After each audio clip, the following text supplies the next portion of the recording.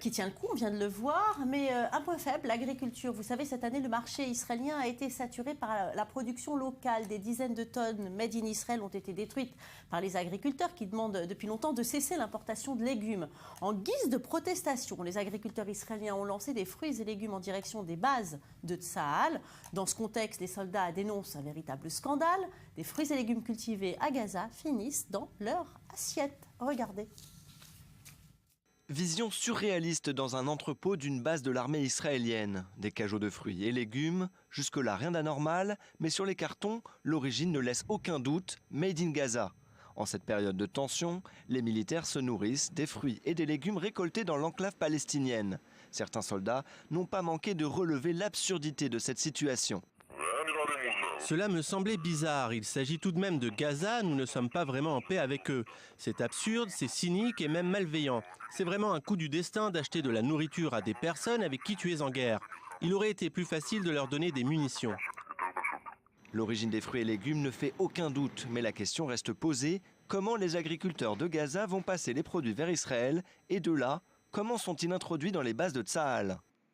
Nous avons ici des agriculteurs qui ferment leurs exploitations pour des raisons économiques. Et de l'autre côté, nous achetons les produits de nos ennemis et tout cela pour de l'argent, seulement pour de l'argent. Parce que cela est profitable à quelqu'un, alors il est prêt à importer à partir de Gaza et à vendre ses produits au ministère de la Défense pour un prix plus avantageux au kilo. Les soldats ont donc décidé de boycotter ces produits pour exprimer leur mécontentement et cela ne semble être que le début de ce mouvement. Depuis hier, où j'ai découvert ces manœuvres, je ne mange ni de fruits ni de légumes.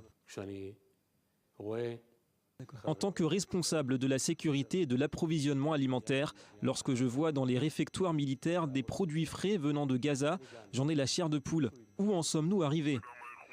Le problème, c'est aussi la qualité des produits. Suivant ce que je sais, on utilise à Gaza de l'eau des égouts et non de l'eau purifiée. Personne ne sait quels sont les produits pulvérisés qui sont utilisés et comment ces produits sont transportés jusqu'à leur arrivée en Israël.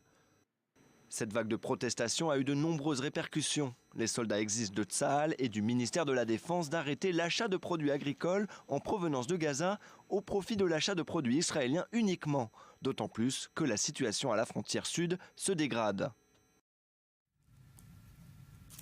Alors moi, ici, moi j'ai envie de vous dire que c'est complètement surréaliste, c'est hallucinant. En plus, c'est un scandale sécuritaire parce que ces fruits et légumes, ils pourraient être empoisonnés quand même. Écoutez, vous l'avez dit, c'est surréaliste, on a juste du mal à imaginer et à comprendre ce qui se passe quand on connaît les directives de l'armée qui interdit aux soldats de consommer l'eau, les fruits, les légumes et même de la nourriture qu'on leur donnerait en cours d'opération, de crainte justement d'empoisonnement. Alors là, on fait carrément rentrer ces fruits et légumes dans les bases de l'armée, et des fruits et des légumes, il faut le dire, Valérie, qui ne sont pas agréés ni contrôlés par le ministère de la Santé. Ça peut amener des maladies, ça peut amener beaucoup de choses, et je ne comprends pas que l'armée importe des fruits de la bande de Gaza pour nourrir nos soldats. Jonathan, c'est hallucinant. Alors Valérie, ce n'est pas la première polémique en ce qui concerne le transport de nourriture en provenance de la bande de Gaza ou de l'autorité palestinienne. Il y avait eu une polémique autour de ces viandes avariées qui étaient servies en provenance de l'autorité palestinienne dans certains restaurants israéliens, et tous ces restaurants, tous ces établissements